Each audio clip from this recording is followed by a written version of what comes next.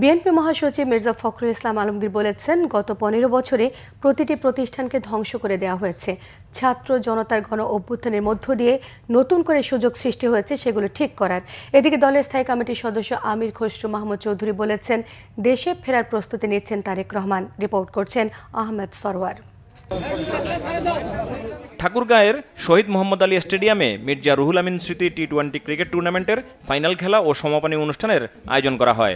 টুর্নামেন্টে অংশগ্রহণ করে 16টি দল।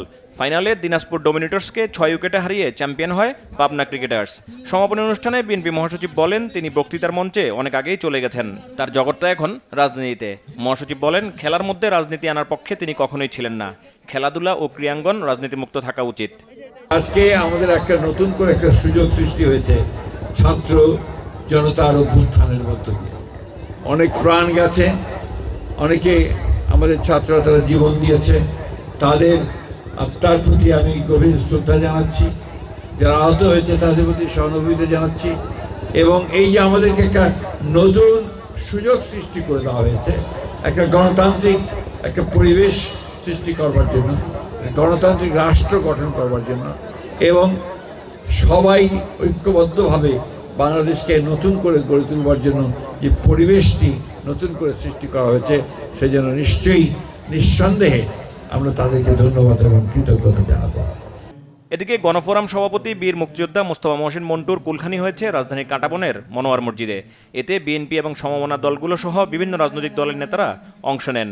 নেতারা মোস্তফা মহসিন মন্টুর মুক্তিযুদ্ধ এবং ফ্যাসিস্ট বিরোধী আন্দোলনের ভূমিকার কথা স্মরণ করেন। ফ্যাসিস্টের পতন দেখে যেতে পারায় তার আত্মা কিছুটা হলেও শান্তি পাবে দাবি করে নেতারা বলেন, নতুন বাংলাদেশ গড়ার মধ্য দিয়ে মোস্তফা মহসিন মন্টুর প্রতি যথাযথ শ্রদ্ধা জানানো হবে। সুনির্দিষ্ট তারিখ তারেক রহমান সাহেব বলবেন, আমি কি করে বলবো। তবে উনি দ্রুত দেশে আসবেন এবং ওনার প্রস্তুতি চলছে দেশে আসার। দেশের মানুষ, বিএনপি, জনগণ সবাই ওনার অপেক্ষায় আছেন, ওনার প্রতীক্ষায় আছেন। উনি সেটা ভালোভাবে বুঝেন, উনি প্রস্তুতি নিচ্ছেন। যে কোনো সময় উনি একটি দিনক্ষণ সিদ্ধান্ত নিয়ে দেশে চলে আসবেন। অন্তর্বর্তী সরকার 10 মাস পদে পদে জনগণকে হতাশ করেছে বলে মন্তব্য করেছেন বিএনপি চেয়ারপারসনের উপদেষ্টা অ্যাডভোকেট সৈয়দ মোয়াজ্জেম হোসেন আলাল। জাতীয় প্রেস ক্লাবে এক সমাবেশে আলাল বলেন, বিএনপি জনগণের জন্যই নির্বাচনের কথা বলে। কেউ কেউ নির্বাচনের কথা বললে গোস্বা হয় উল্লেখ করে তিনি বলেন, ভোটের অধিকার প্রতিষ্ঠার জন্যই নির্বাচন প্রয়োজন। 10 মাসও প্রায় শেষ হওয়ার পথে আপনারা তেমন কিছু জনগণকে দেখাতে পারেননি, হতাশ করেছেন মানুষকে পদে পদে।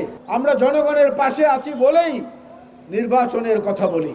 নির্বাচনের কথা বললে আপনারা গোস্বা করেন, এই গোস্বা করাটা তো ঠিক না। যেখানে খুশি সেখানে সেই ফ্যাসিবাদের দোসরদের পুনর্বাচন করার চেষ্টা করছেন। সুতরাং সাবধান হয়ে যান, আমাদেরকে যেন সেই শ্বেতপত্র প্রকাশ করতে না হয়, আমাদেরকে যেন সেই তালিকা দিতে না হয়। আহমেদ সরওয়ার, বাংলা ভিশন, ঢাকা।